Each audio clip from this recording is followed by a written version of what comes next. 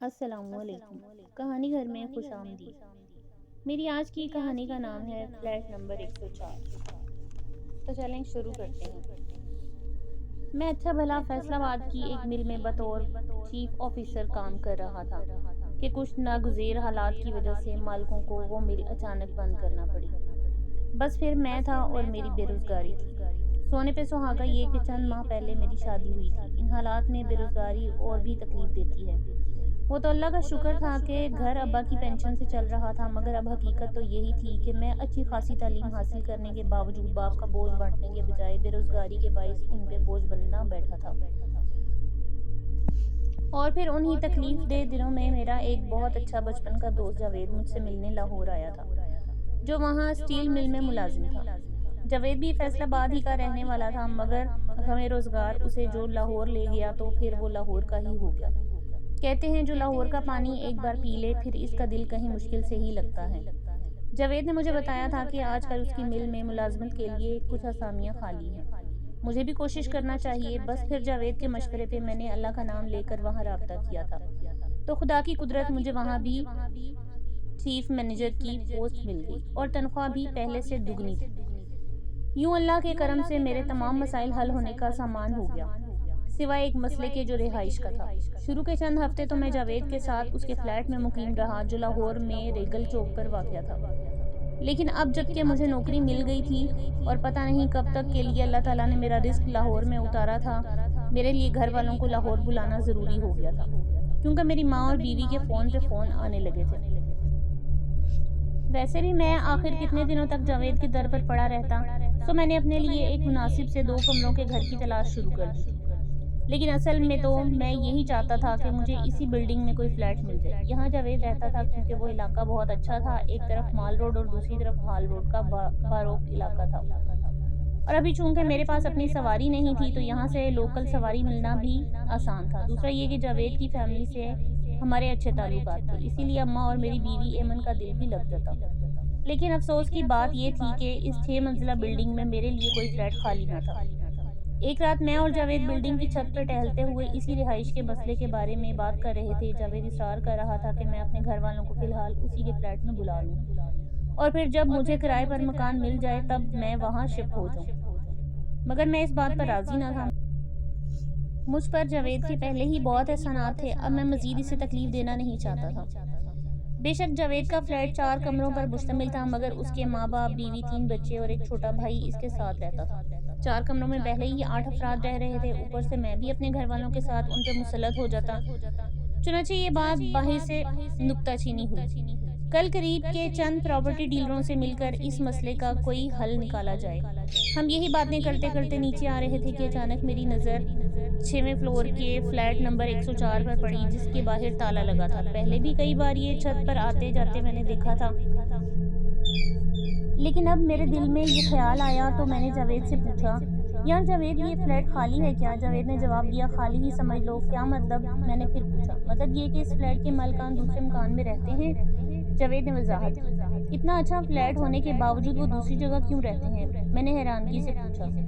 نیچے چلو، میں ساری بات تفصیل سے بتاتا ہوں۔ جاوید نے میرے کندھے پر ہاتھ رکھ کر کہا تھا، لیکن یہ جان لو کہ جو تم سوچ رہے ہو وہ ممکن نہیں ہے۔ یہ بات کہتے ہوئے اس کے چہرے پر ایک عجیب سی مسکراہٹ تھی۔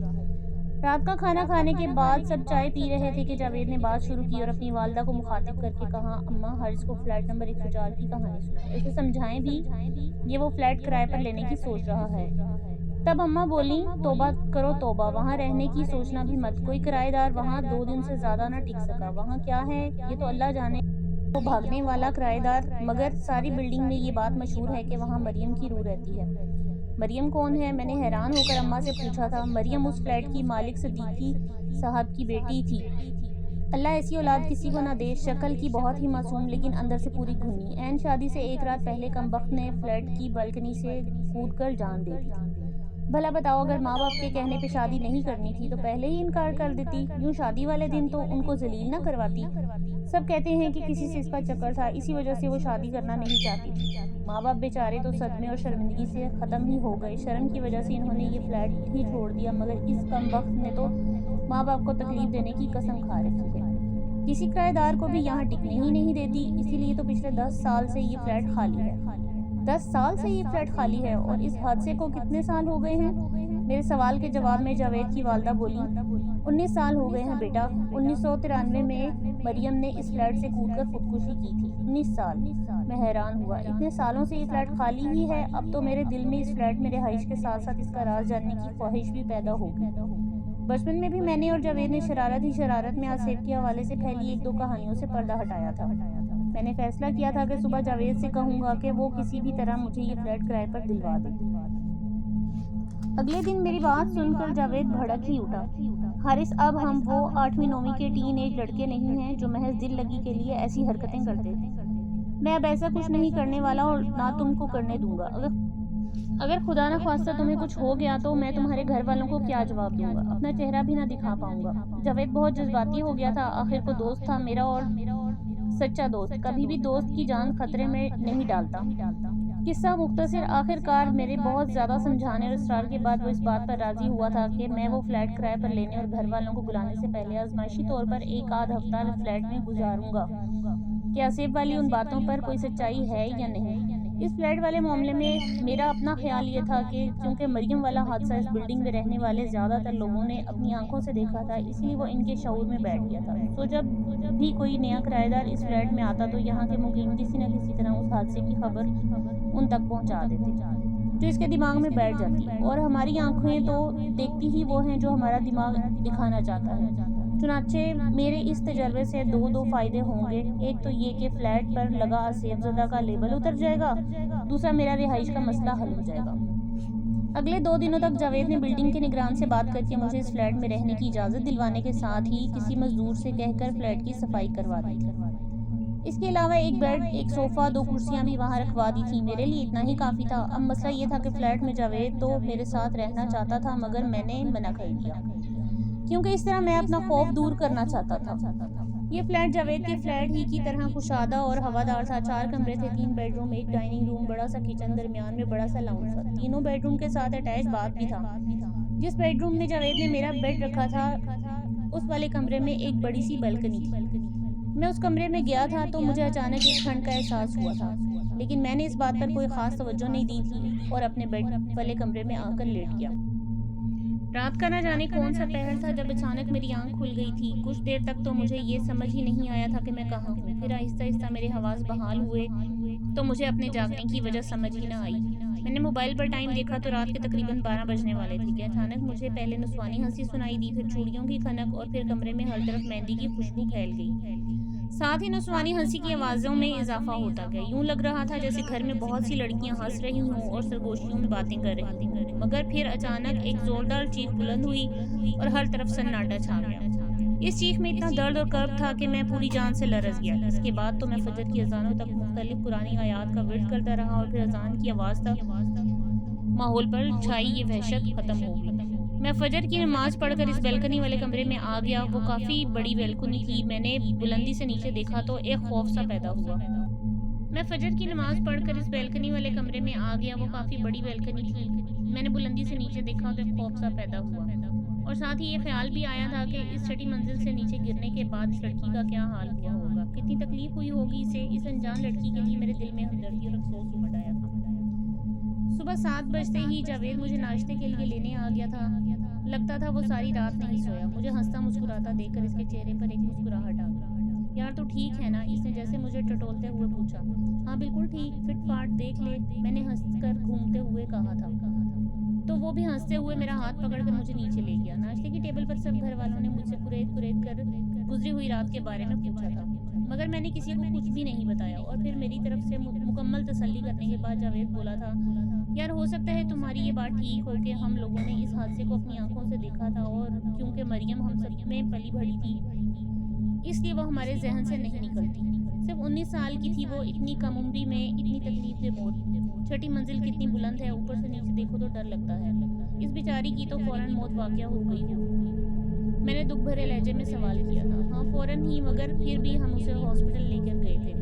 میں نے بھی اس کی والدہ، بھائی اور باقی لوگوں کے ساتھ مل کر اٹھایا تھا اسے۔ ہمارے کپڑے خون سے تر ہو گئے تھے۔ جاوید نے ماضی کے افسوسناک واقعے کو یاد کرتے ہوئے کہا تھا۔ خودکشی کی اصل وجہ کیا تھی، کچھ یاد ہے؟ میں نے پوچھا۔ یار اصل میں وجہ تو خدا ہی جانتا ہے، ویسے سننے میں یہی آیا تھا کہ اسے شادی میں بھی یہی وجہ ہوگی، ورنہ کوئی لڑکی اپنی شادی سے ایک رات پہلے خودکشی کیوں کرے گی؟ لیکن جاوید اگر اسے شادی پر اعتراض تھا تو وہ گھر سے بھاگ جاتی، خودکشی کرنے کی کیا ضرورت تھی؟ میں نے وہی سوال کیا تھا جو رات سے میرے دماغ میں گھوم رہا۔ پتہ نہیں یار، اندر کی بات تو گھر والے ہی جانتے ہوں گے، یہ کہہ کر جاوید نے گویا اس موضوع پر بات ختم کر دی۔ اس رات میں کھانا وغیرہ کھانے کے بعد پھر فلیٹ نمبر 104 میں آ گیا تھا اور آتے ہی اپنے ساتھ کپڑوں کے ایک بیگ کے علاوہ چائے بنانے کا سامان بھی ایک ڈبے میں لے آیا تھا۔ فلیٹ پر آ کے میں نے چائے کا سامان ڈبے سے نکال کر کچن کے سلیپ پر رکھ کر اپنے سونے والے کمرے میں آیا۔ بیگ سے اپنی شلوار قمیض نکال کر بیڈ پر رکھنے کے بعد تولیہ لے کر باتھ روم میں گھس گیا۔ لیکن جب میں فریش ہو کر باتھ روم سے باہر آیا تھا تو بیڈ سے میری شلوار قمیض غائب تھی، اور جب میں نے دوسرے جوڑے کے لیے بیگ کھولا تھا تو وہ شلوار قمیض طے کی ہوئی بیگ میں پڑی تھی۔ اس صورتحال میں گھبراہٹ اور ڈر تو مجھے اپنی جگہ، لیکن مجھے اس بات کا بھی احساس ہو گیا تھا کہ اگر یہاں مریم کی روح ہے تو وہ نہیں چاہتی کہ کوئی اس فلیٹ میں آ کے رہے، اس کی تنہائی میں منہمک ہو۔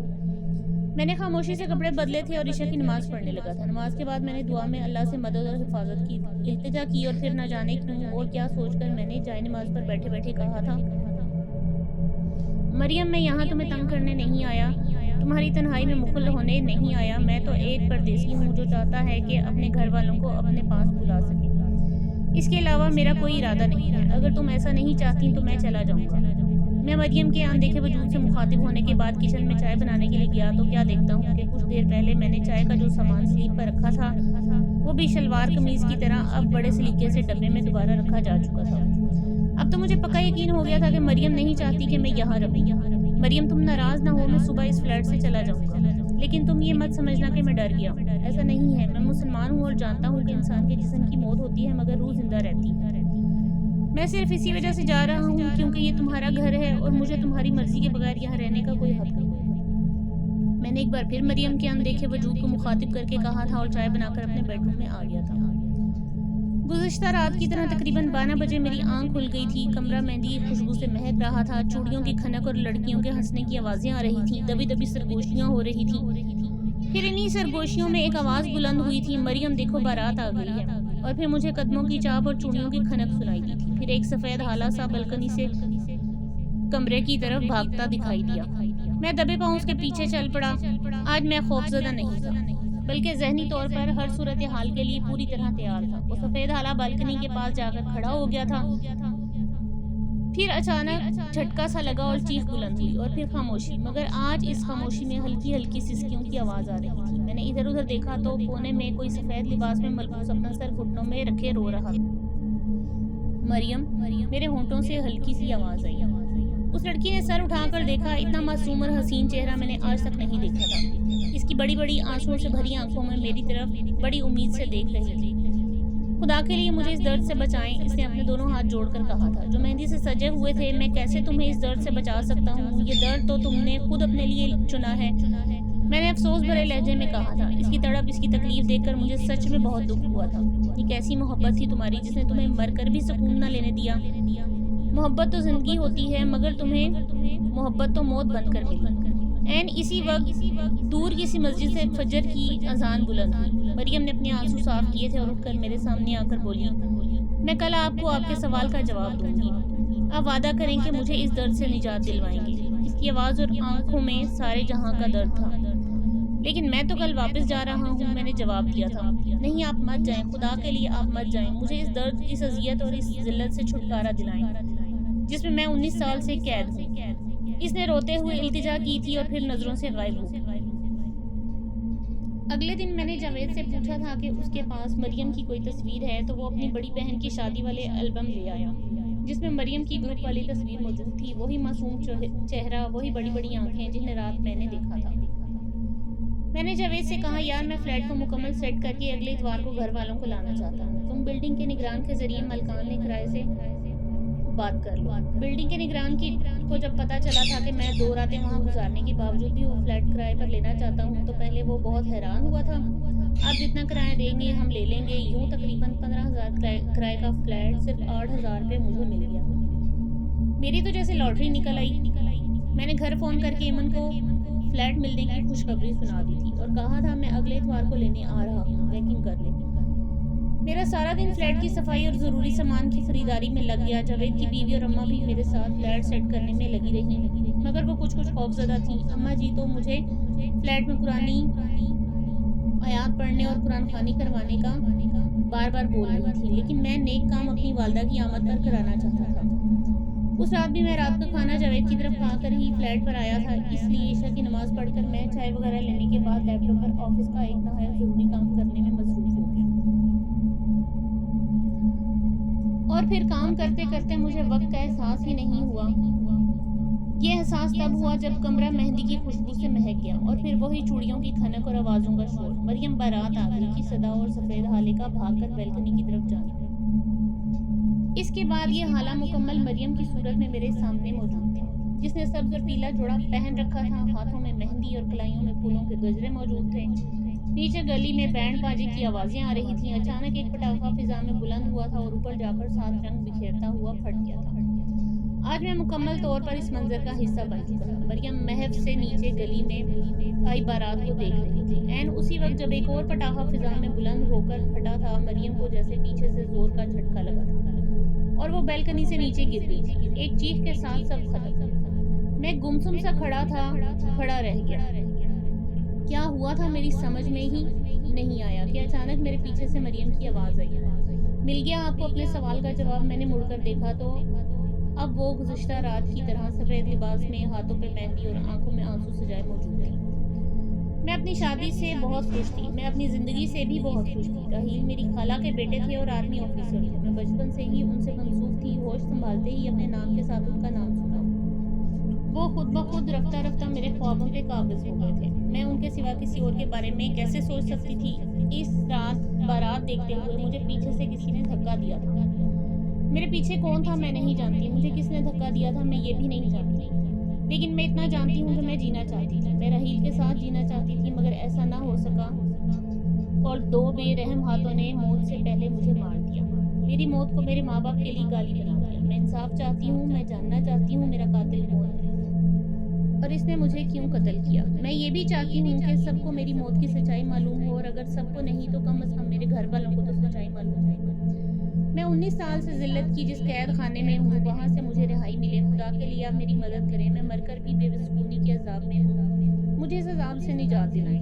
مریم کی روح نے روتے ہوئے کہا تھا، اور پھر ہوا میں تحلیل ہو گئی۔ اگلے دن آفس میں کام کرتے ہوئے میرا دماغ بار بار رات والے واقعات کی طرف چلا جاتا تھا۔ کیسے ایک معصوم سی لڑکی کو کسی نے اپنی سازش کا شکار کیا اور دنیا والے اس معصوم کے قتل کو خودکشی سمجھ رہے ہیں۔ یہ تو ایک قتل ہے، زندہ کو تو مارا ہی، اب مری ہوئی کو بھی روز مارا جا رہا ہے۔ کاش میں اس بے بس لڑکی کی مدد کر سکتا، کاش میں مریم کے درد کا علاج کر سکتا۔ یہ سوچتے ہوئے میرا دماغ شیل ہو گیا۔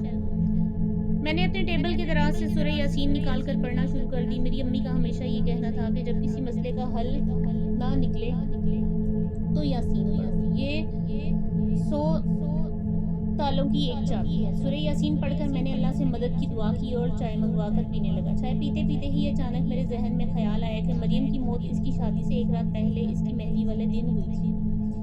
مریم کی بارات تو اگلے دن آنی تھی، تو پھر مریم کی موت والی رات وہ کس کی بارات آئی تھی جسے دیکھنے کے لیے مریم بیلکنی میں کھڑی تھی؟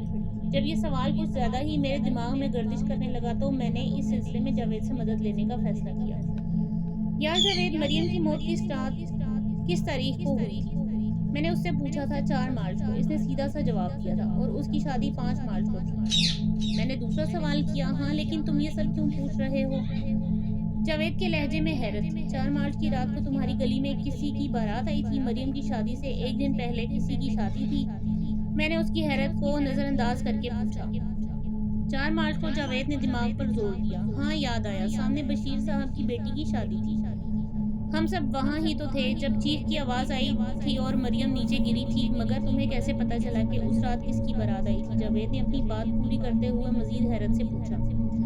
یار وہ بشیر صاحب اب بھی سامنے رہتے ہیں؟ ہاں، مگر جاوید نے الجھے ہوئے انداز میں کہا تھا، تو پھر تم مجھے ان کے گھر لے چلو۔ میں نے فوراً اس کا ہاتھ پکڑ کر اٹھتے ہوئے کہا۔ بشیر صاحب سے میں نے کہا تھا کہ میں ایک لکھاری ہوں اور ناگہانی اموات پر ایک فیچر لکھ رہا ہوں۔ اس سلسلے میں صدیقی صاحب کی بیٹی کی موت کی کہانی جاننا چاہتا ہوں۔ اس کی موت کی کہانی میں جاننے جیسا اب کیا رہا ہے؟ اس نے خودکشی کی تھی۔ میری بیٹی کی بارات ابھی گلی میں پہنچی ہی تھی کہ اس نے چھٹی منزل سے نیچے چھلانگ لگا دی تھی۔ سب لوگ پریشان ہو گئے تھے، کیسی بارات، کیسی شادی، سب کچھ ادھر ادھر بکھر گیا تھا۔ جوان موت بہت بڑا سانیہ ہوتی ہے۔ میری بیٹی کا نکاح ہو چکا تھا پہلے ہی، اس لیے خاموشی سے رخصتی کر دی گئی۔ ولیمہ بھی لڑکے والوں نے مریم کی رسم کل کے بعد کیا تھا۔ بشیر صاحب 19 سال پرانی یادیں کھنگالنے لگے تھے۔ شادی کی مووی تو ہوگی آپ کے پاس؟ میں نے بےتابی سے پوچھا تھا اور دل ہی دل میں دعا کرنے لگا کہ مووی موجود ہو۔ مووی دیکھتا ہوں، شاید پڑی ہو۔ یہ کہہ کر بشیر صاحب دوسرے کمرے میں چلے گئے تو جاوید بولا تھا، یہ تو کر کیا رہا ہے؟ کچھ نہیں میرے یار، بس چپ کر کے دیکھ۔ میں نے اسے تسلی دی۔ کچھ دیر بعد بشیر صاحب وی سی آر کی ایک پرانی سی کیسٹ اٹھا لائے تھے۔ یہ لو بیٹا، اس میں مہندی اور ولیمے کی مووی پوری ہے، لیکن بارات کی مووی تو بس آمد ہی کی ہوگی۔ مریم کے گرنے کے بعد تو مووی بنائی ہی نہیں گئی۔ انہوں نے مجھے ویڈیو کیسٹ دیتے ہوئے کہا تھا۔ میں اور جاوید ان کا شکریہ ادا کر کے چلے گئے۔ میں جلد از جلد اس مووی کو دیکھنا چاہتا تھا، اسی لیے سب سے پہلے میں نے اس ویڈیو کیسٹ کی CD بنائی اور پھر اپنے لیپ ٹاپ پر چلا کر دیکھنا شروع کی۔ بشیر صاحب کی بیٹی کی بارات گلی میں داخل ہوئی تھی اور عین جاوید والی بلڈنگ اور بشیر صاحب کے گھر کے درمیان اسے روک کر آتش بازی شروع کی گئی۔ آتش بازی کے دوران ہی کسی باراتی نے ایک پٹاخے کو آگ لگا کر ہوا میں چھوڑا تھا۔ اس پٹاخے کے ساتھ ہی ویڈیو کیمرہ بھی آسمان کی طرف اٹھا تھا کہ اچانک چیخ کی آواز بلند ہوئی تھی اور اس کے ساتھ ہی مریم گلی میں آ کر گری۔ ساری بارات میں یکدم بھگدڑ مچ گئی تھی۔ اس پٹاخے کے چلنے کے ساتھ ہی جب مووی بنانے والے نے اپنے کیمرے کا رخ آسمان کی طرف کیا تھا، اس منظر کو میں نے اپنے لیپ ٹاپ پر فوکس کرنے کے بعد جب 200 کر کے دیکھا تو مجھے واضح دکھائی دیا کہ مریم کے پیچھے ایک لڑکی موجود تھی جس نے اسے دھکا دیا تھا۔ 19 سال پہلے کی جانے والی خودکشی جو ایک راز تھی، اس راز سے پردہ اٹھ گیا تھا۔ مریم نے خودکشی نہیں کی تھی، قتل کیا گیا تھا۔ اس کی قاتل ایک لڑکی تھی، مگر کون تھی اور اس نے مریم کو کیوں مارا؟ یہ بات ابھی اپنی جگہ ایک راز ہی تھا۔ یار جاوید، مجھے فلیٹ نمبر 104 کے مالکان سے ملنا ہے۔ میں نے جاوید کے سامنے اپنا ارادہ ظاہر کیا۔ حارث یار، تم سکون سے رہو، خواہ مخواہ گڑے مردے کیوں اکھاڑ رہے ہو؟ جاوید نے مجھے سمجھانے والے انداز میں کہا تھا۔ میں مریم کی موت کا راز جاننا چاہتا ہوں۔ یار تمہارے ساتھ مسئلہ کیا ہے؟ یہ تو خود سکون سے بیٹھتے ہو، نہ مجھے بیٹھنے دیتے ہو۔ تم کیوں ہاتھ دھو کر مریم کی موت کے پیچھے پڑ گئے ہو؟ وہ سیدھی سادی خودکشی تھی، جاوید نے زج ہو کر کہا تھا۔ کیا تم نے خود اپنی آنکھوں سے مریم کو بالکنی سے چھلانگ لگاتے ہوئے دیکھا تھا؟ میں نے بھی جواباً زج ہو کر پوچھا تھا۔ نہیں، مگر سب کہتے ہیں کہ اس نے خودکشی کی ہے۔ کسی نے تو دیکھا ہوگا۔ جاوید کچھ سوچتے ہوئے بولا، ہو سکتا ہے مریم کو کسی نے دھکا دیا ہو اور پھر یہ قتل خودکشی مشہور ہو گیا ہو۔ میں نے جاوید کو قائل کرنا چاہا۔ ہاں ہو تو سکتا ہے، مگر اب کیا فائدہ ان سب باتوں کا؟ قتل ہو یا خودکشی، وہ بیچاری اب زندہ تو نہیں ہو سکتی نا۔ جاوید نے بھی مجھے قائل کرنے کی کوشش کی۔ ہاں زندہ تو نہیں ہو سکتی، مگر اس بدنامی اور الزام سے تو بری ہو سکتی ہے نا، جو پچھلے 19 سال سے اس پر لگایا جا رہا ہے۔ کم از کم اس قاتل کا چہرہ تو بے نقاب ہو سکتا ہے، جو ایک معصوم لڑکی کی جان لے کر آزاد گھوم رہا ہے۔ میں نے بہت پرجوش لہجے میں کہا تھا اور پھر ذرا اور کوشش سے جاوید میری بات سے قائل ہو گیا۔ فلیٹ نمبر 104 کے مالکان لاہور ماڈل ٹاؤن میں رہتے تھے۔ جاوید مجھے لے کر وہاں پہنچا تھا۔ مریم کے والد صدیقی صاحب، اس کی والدہ اور دونوں بھائی یاسر اور ناصر بھی وہاں موجود تھے۔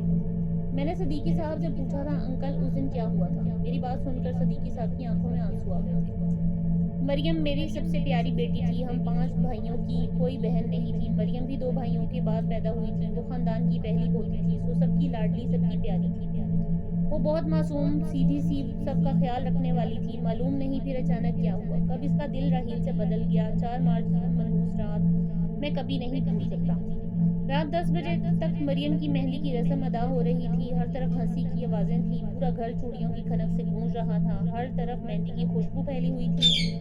کسی کو یہ گمان بھی نہ تھا کہ مریم کے دل میں کیا ہے اور 12 بجے کے قریب وہ ہم پہ کیا قیامت ڈھانے والی ہے۔ کاش وہ صرف ایک بار اپنے منہ سے کہہ دیتی کہ اسے راحیل پسند نہیں، کسی اور سے شادی کرنی ہے، تو ہم سب کی ناراضگی مول لے کر بھی اس کی شادی اس سے کر دیتے۔ یہ سب بتاتے ہوئے صدیقی صاحب کی سفید داڑھی آنسوؤں سے تر ہو گئی۔ ان کے قریب ہی مریم کی والدہ بھی بیٹھی رو رہی تھی۔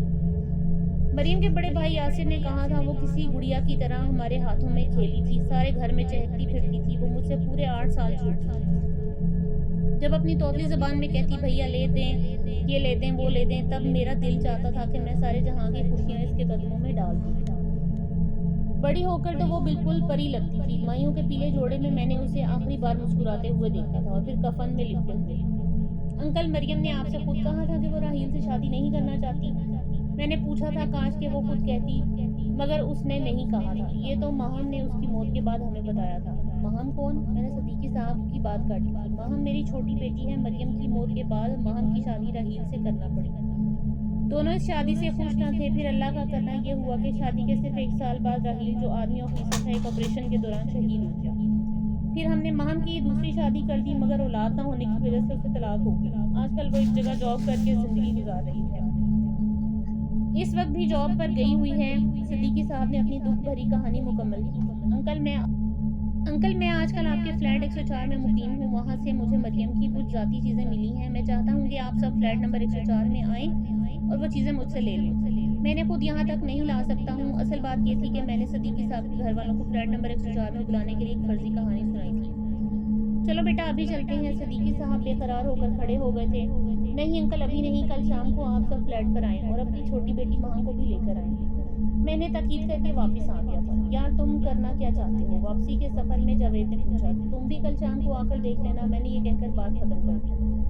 اگلے دن شام کا جتنا انتظار صدیقی صاحب کو تھا اس سے کہیں زیادہ مجھے تھا۔ اس شام مجھے مریم کے قاتل کو بے نقاب کرنا تھا اور اس معصوم لڑکی کو اس درد کے عذاب سے نجات دلانی تھی جس میں وہ مسلسل 19 سال سے جکڑی ہوئی تھی۔ اس روز میں دن میں ہی بازار سے ایک جدید پروجیکٹر لے آیا تھا تاکہ مووی میں دکھائی دینے والے قاتل کا چہرہ پروجیکٹر پر واضح نظر آئے۔ اس شام جب صدیقی صاحب کی فیملی فلیٹ پر آئی تھی تو جاوید اور اس کے گھر والے بھی وہاں موجود تھے۔ صدیقی صاحب نے سارے فلیٹ کو گھوم کر دیکھا تھا اور پھر اس بیلکنی میں جا کر کھڑے ہو گئے۔ حارث بیٹے 4 مارچ کی منحوس رات اپنے اندر اتنی سیاہی سمیٹ کر لائی تھی کہ ہماری ساری زندگی سیاہ کری۔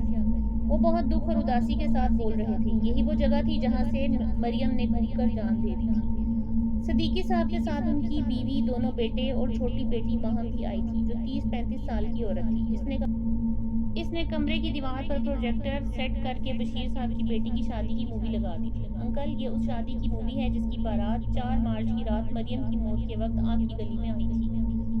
آپ بہت غور سے دیکھیے گا، اس مووی میں آپ کی بیٹی کے قاتل کا چہرہ بھی ہے۔ قاتل کیا مطلب مریم کا قتل ہوا تھا؟ صدیقی صاحب نے نہایت حیرت انگیز طریقے سے پوچھا۔ ابو یہ جھوٹ بول رہا ہے، ابو یہ بکواس کر رہا ہے، میں نے خود مریم کو بیلکنی سے کودتے ہوئے دیکھا تھا۔ مریم کی بہن ماہم نے فوراً ہی چلا کر کہا۔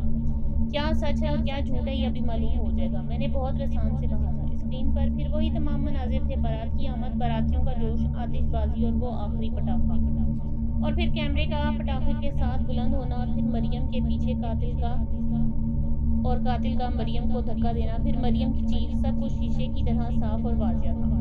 بال برابر بھی شک کی گنجائش نہ تھی۔ صدیقی صاحب، ان کی بیوی اور دونوں بیٹیوں نے بے ساختہ ایک ساتھ چیخ کر کہا تھا، ماہم تم نے مریم کو دھکا دیا تھا؟ وہ لڑکی جس نے مریم کو دھکا دیا تھا وہ ماہم ہی تھی۔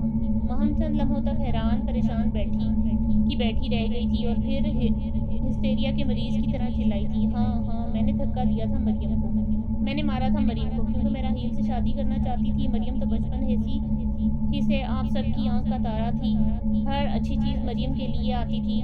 راحیل مجھے چاہیے تھا، اسی لیے اس رات جب مریم اکیلی بیلکنی سے نیچے گلی میں بارات دیکھ رہی تھی تو میں نے اسے دھکا دے دیا تھا تاکہ راحیل میرا ہو جائے، اور میں نے اسے پا بھی لیا، مگر وہ کبھی میرا نہ ہو سکا کیونکہ وہ بھی مریم سے پیار کرتا تھا۔ سب مریم سے پیار کرتے تھے اور مجھ سے کوئی نہیں۔ وہ بولتے بولتے بے ہوش ہو کر گر گئی۔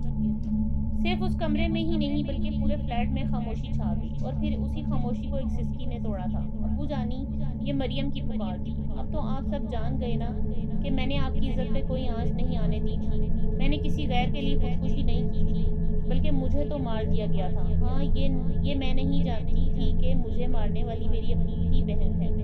اس بات کو جاننے کے لیے مجھے کسی نے دھکا دیا تھا اور آپ کو یہ بتانے کے لیے کہ میں بے گناہ ہوں، میں 19 سال سے یہاں قید ہوں۔ ابو جانی، آپ نے مجھے معاف کر دیا نا کہ میرا کوئی قصور نہ تھا، مریم نے سسک کر روتے ہوئے کہا تھا۔ پھر تو سارے فلیٹ میں ہی سسکنے اور رونے کی آوازیں یوں آنے لگی تھی جیسے مریم کی موت اسی روز ہوئی۔ سب یوں ماتم کرنے لگے تھے جیسے مریم کا جنازہ اسی روز اٹھا ہو۔ اسی رونے دھونے کے درمیان ایک بار پھر مریم کی آواز اٹھی تھی، میں حارث بھائی کی شکر گزار ہوں جنہوں نے مجھے اس عذاب درد سے نجات دلائی، ورنہ تو شاید میں ہمیشہ ہی یہاں قید رہتی اور آپ سب کی نفرت اور زمانے کی ذلت سہتی۔ صدیقی صاحب نے وہ فلیٹ نہایت کم قیمت پر مجھے فروخت فوت کر دیا۔ مریم کی بہن ماہم کا ذہنی توازن خراب ہو گیا تھا، اسے پاگل خانے داخل کروانا پڑا۔ جب وہ خود چیخ چیخ کر سب سے کہتی تھی ہاں میں نے مریم کو دھکا دیا تھا۔ بلڈنگ میں سبھی لوگ مریم کی موت سے واقف ہو گئے تھے۔ میں اپنی فیملی کو لاہور اسی فلیٹ نمبر 104 میں لے آیا تھا اور اسی سال 4 مارچ کو ہم نے مریم کے سال ثواب کے لیے قرآن خوانی کروائی تھی اور غریبوں میں کھانا تقسیم کیا تھا۔ قرآن خوانی کے بعد رات کو تقریباً 1 بجے میں نے بیلکنی میں وہاں مریم کو گھٹنوں پر سر رکھے بیٹھے دیکھا۔ مریم تم ابھی تک یہاں ہو؟ اب تو تم آزاد ہو چکی ہو، پھر میں کہاں جاؤں؟ وہ سارے جہاں کا درد آنکھوں میں سما کر بولی، وہاں جاؤ جہاں راہیل تمہارا انتظار کر رہا ہے۔ میں نے مسکرا کر کہا تو ایک دم ہی مریم کا چہرہ کھل اٹھا، اس کی آنکھیں چمکنے لگیں۔ راہیل میرا انتظار کر رہے ہیں؟ ہاں آپ نے ٹھیک کہا، وہ میرا انتظار کر رہے ہیں۔ اچھا خدا حافظ۔ پھر سفید دودھیا روشنی ایک لکیر آسمان کی طرف جانے لگی، آہستہ آہستہ میری نظروں سے اوجھل ہو گئی۔ اس کے بعد مریم مجھے دوبارہ کبھی نہ نظر آئی اور نہ اس کی آواز سنائی دی۔ میں آج بھی اسی فلیٹ نمبر 104 میں اپنے گھر والوں اور اپنی مریم کے ساتھ رہتا ہوں۔ آپ حیران ہو گئے نا؟ ارے بھائی مریم میری 2 سال کی بیٹی کا نام ہے، وہ بہت پیاری اور معصوم ہے، بالکل مریم کی طرح۔